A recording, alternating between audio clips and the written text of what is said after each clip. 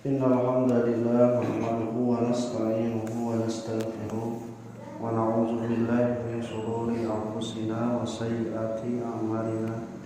May yahdihillahu fala mudilla lahu wa may yudlilhu fala hadiya lahu. Asyhadu an la ilaha illallah wahdahu la syarika lahu wa anna Muhammadan abduhu wa rasuluh alladzi la nabiyya ba'dahu amma ba'd. Ikhwati iman rahimakumullah, dalam cerita fiksi fabel tentang binatang-binatang, pernah ketika itu tikus-tikus itu musyawarah. Jadi loba beurit anu dikerekep wae ku ucing di imah eta teh. Kumaha cenah carana sangkan urang salamet. Ya soalna ucing ngadaharan wae bangsa urang. Musyawarah disimpulkeun we cenanya dengan berbagai masukan kieu we carana si ucing orang kongkorongan teh make seperti lonceng rentengan. Ya lamun si ucing datang teh urang apal bisa kabur da suara loncengna geus kadenge. Sepakat semuanya? Sepakat. Pas ditanyakan kayak anu rek nyimpen kongkorongna ka ucing saha? Eueuh nu ngajawab.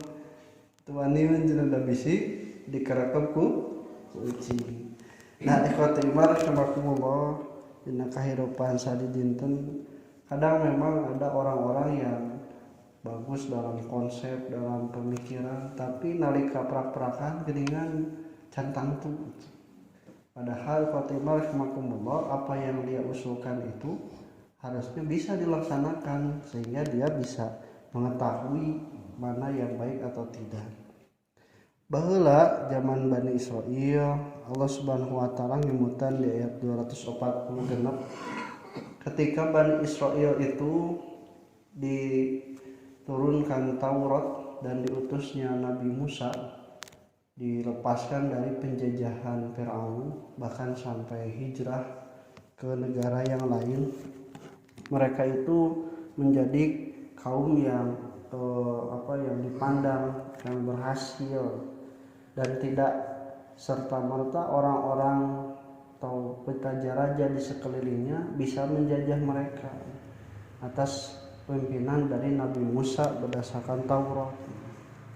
Nah, setelah Nabi Musa meninggal dunia, pertama malah seueur nabi-nabi yang diutus setelahnya, seperti Yusha bin Nun, kemudian Samuel, kemudian juga Samun. Itu semuanya diutus pada Bani Israil menjalankan Taurat dan juga peninggalan Nabi Musa yang disebut dengan tabut.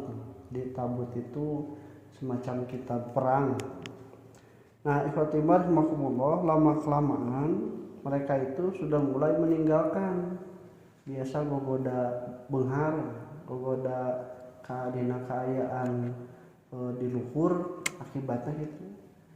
Sampai mereka itu tidak melaksanakan perintah Nabi Musa dalam Taurat. Kemudian juga mereka itu mengadakan berhala-berhala dan sembahan-sembahan.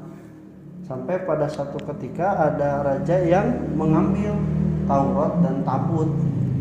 Nah, Taurat dan tabutnya itu ketika itu diambil dan mereka itu tidak lagi punya pegangan.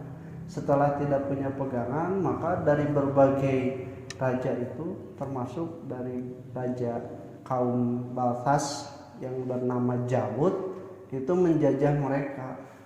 Jadi ditawan, dibunuh, diusir dari kampung halaman, kalaupun tidak diambil pajaknya.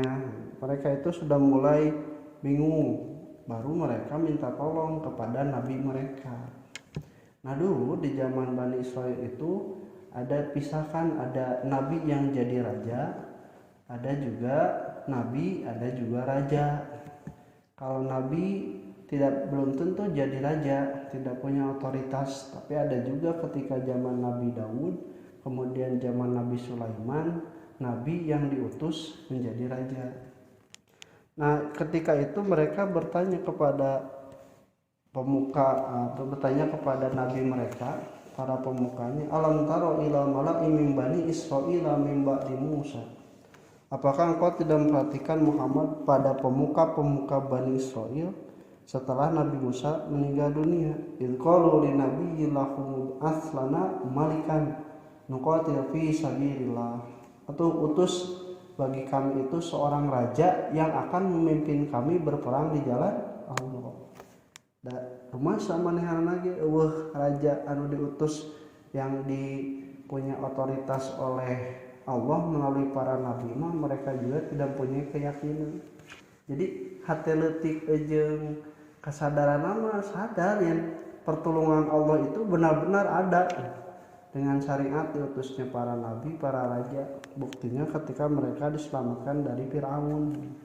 Tapi nya kitu teh ya da kalakuanana teh maksiat deui ka Allah, durhaka deui, syirik deui. Maka mereka itu ternyata seperti itu. Nah mereka minta supaya ada raja yang memimpin mereka berperang di jalan Allah. Nah ketika dibalikan oleh Nabi, fahal asa itu ingkut tiba alaikum qitalu ala tuqatilu atau mau berat, oke, lamun misalna diwajibkan ku aranjeun perang teh mau ngabeuratan. Geus we mun ayeuna mayar pajak cenanya, tapi hirup anjeun bisa tenang, nya oge dijajah. Ambung cenah hayang bebas, hayang berkuasa deui cenanya. Sabab kitu utus raja supaya kami berperang.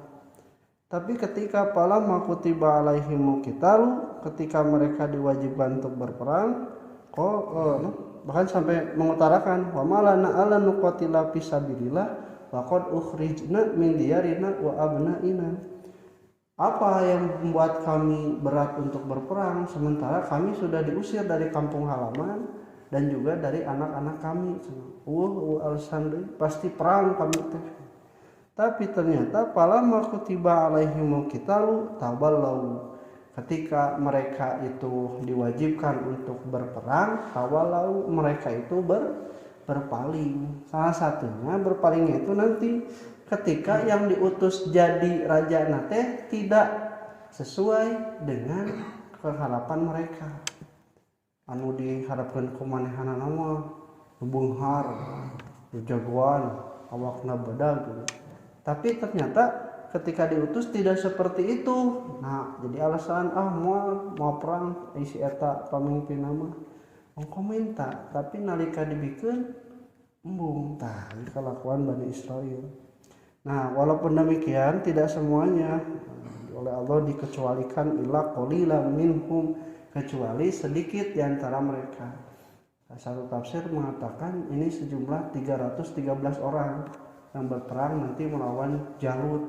Nah, nanti di ayat yang lain disebutkan kam min fi'atin qalilatin ghalabat fi'atan katsiratan biidznillah. Sanajan saeutik oge loba tiba lagi anu saeutik bisa ngerekeun anu loba lamun diizinan ku Allah. Tah nu saeutik teh da geus diwajibkeun sanajan berat indir teh we tong saruana jeung anu loba alasan teu daek ngalakeun. Nah maka ikhwatimar rahimakumullah, mereka itu pergi walaupun sedikit. Nah terakhir Allah mengatakan wallahu alimun bidzalimin, dan Allah Maha mengetahui apa yang terhadap orang-orang yang zalim. Jadi ikhwati iman rahimakumullah, kadang ada realitas di dalam kehidupan kita sehari-hari itu nya siganunya mengusulkan dan sebagainya, tapi nalika prak-prakanana ternyata hese malahan membatur anu kudu ngagawean. Nah, di kita itu ternyata tidak seperti itu. Jadi Rasulullah mencontohkan itu apa yang dia katakan itu yang dia lakukan. Nah, di ulama memang sok dibedakan. Saya mah kan konseptor, saya mah pelaksana. Nah, saya mah kan yang memberi gagasan, saya mah beri. Nah, sebenarnya dalam Islam itu tidak seperti itu. Harus bisa beramal dan juga harus bisa berpikir. Nah, bab-bab pembagian tugas, nah itu yang berbeda. Qul qouli hadza wa astaghfirullah li wa lakum. Assalamualaikum warahmatullahi wabarakatuh.